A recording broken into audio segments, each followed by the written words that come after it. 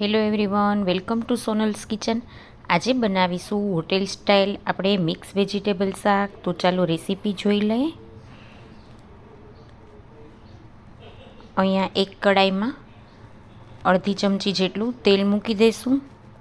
તેલ ગરમ થાય એટલે આપણે એમાં અહીંયા મેં જે સુધારેલું બધું લીધું છે, લસણ, આદું અને એક લીલું મરચું અને એક ડુંગળી મોટી છે, એના મોટા મોટા પીસ કરીને લીધા છે. તેલ ગરમ થાય એટલે એમાં આપણે પહેલાં ડુંગળી નાખી દઈશું. પછી લસણ અને આદુ મરચાં જે છે એ નાખી દઈશું અને ગેસની ફ્લેમ ફાસ્ટ રાખી અને આ બધું હલાવી અને સાંતળી લેશું.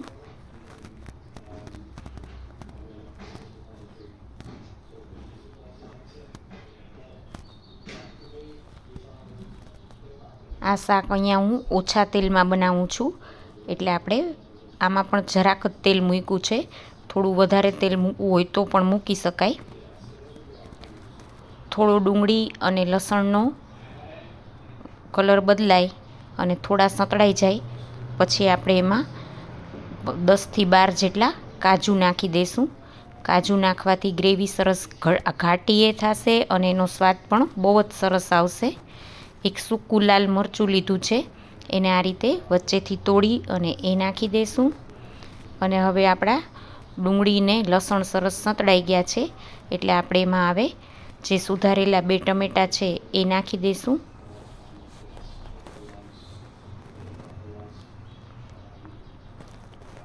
આ રીતે હલાવતા રહી અને બધા જ શાકભાજીને આપણે સાંતળી લેશું.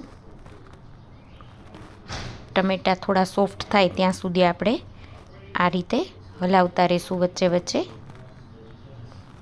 અને ગેસની ફ્લેમ મીડિયમ રાખીશું. હવે ટમેટાં ઘણા સોફ્ટ થઈ ગયા છે.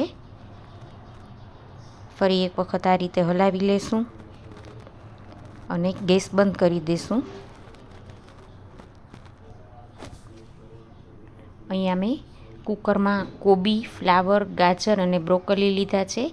એમાં અડધા ગ્લાસ જેટલું પાણી નાખી કુકર બંધ કરી અને આપણે એની એક વિસલ કરી દઈશું.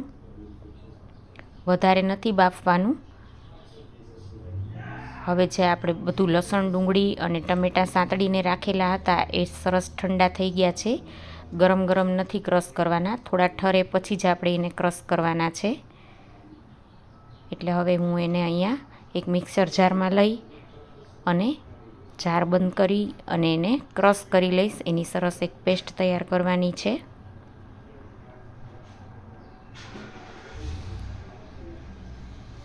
આપણી લસણ, ડુંગળી, કાજુ અને ટમેટાની પેસ્ટ સરસ રેડી થઈ ગઈ છે. આમાં મેં જરાય પાણી નથી નાખ્યું.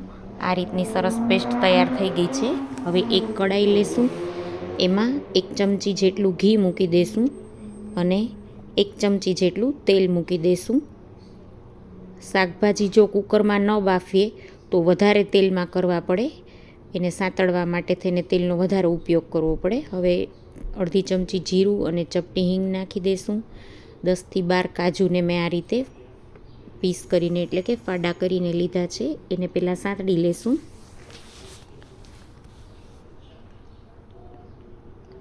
કેપ્સિકમ 1 નંગ લીધું છે આ રીતે મોટા પીસ કરીને.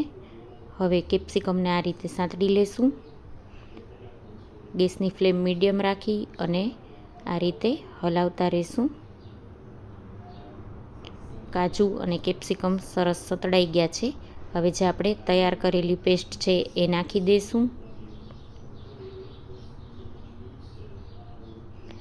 આ રીતે ગ્રેવી બનાવીએ તો એકદમ સરસ રેસ્ટોરન્ટ જેવી જ ગ્રેવી તૈયાર થાય છે અને સરસ સ્વાદ આવે છે. મિક્સર જારમાં થોડું પાણી નાખી અને હલાવી અને આપણે આમાં નાખી દઈશું અને ગ્રેવીને થોડીવાર ઉકળવા દઈશું. વચ્ચે વચ્ચે હલાવતા રહીશું. મસાલા કરી લઈશું. 5 ચમચી હળદર, 1 ચમચી લાલ મરચું નાખશું, 1 ચમચી ધાણા જીરું નાખશું અને અડધી ચમચી જેટલો ગરમ મસાલો નાખશું. અડધી ચમચી કિચન કિંગ મસાલો નાખશું અને સ્વાદ પ્રમાણે મીઠું નાખી દઈશું. બધું બરાબર મિક્સ કરી લઈશું અને ગ્રેવીને હવે સ્લો ફ્લેમ પર થોડી વાર ઉકળવા દેશું.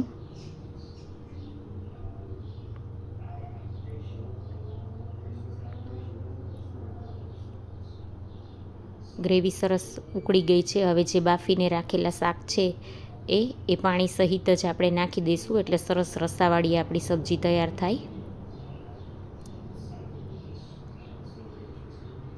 બધું બરાબર મિક્સ કરી લેશું. આ શાક રોટલી, પરોઠા, બટર રોટી બધા જ સાથે ખૂબ જ સરસ લાગે છે. બધું બરાબર મિક્સ કરી અને સ્લો ફ્લેમ ઉપર થોડી વાર આ શાકને હજી આપણે ઉકળવા દેશું.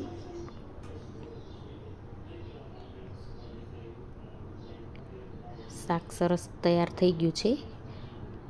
ગેસ બંધ કરી દઈશું અને છેલ્લે એમાં થોડી કોથમીર નાખી દઈશું અને થોડું ઉપરથી ચીઝ નાખી દઈશું. તૈયાર છે મિક્સ વેજીટેબલ સબ્જી. જરૂરથી ટ્રાય કરજો. જો તમને આ રેસીપી સારી લાગે તો લાઈક કરજો, શેર કરજો અને સબસ્ક્રાઈબ કરવાનું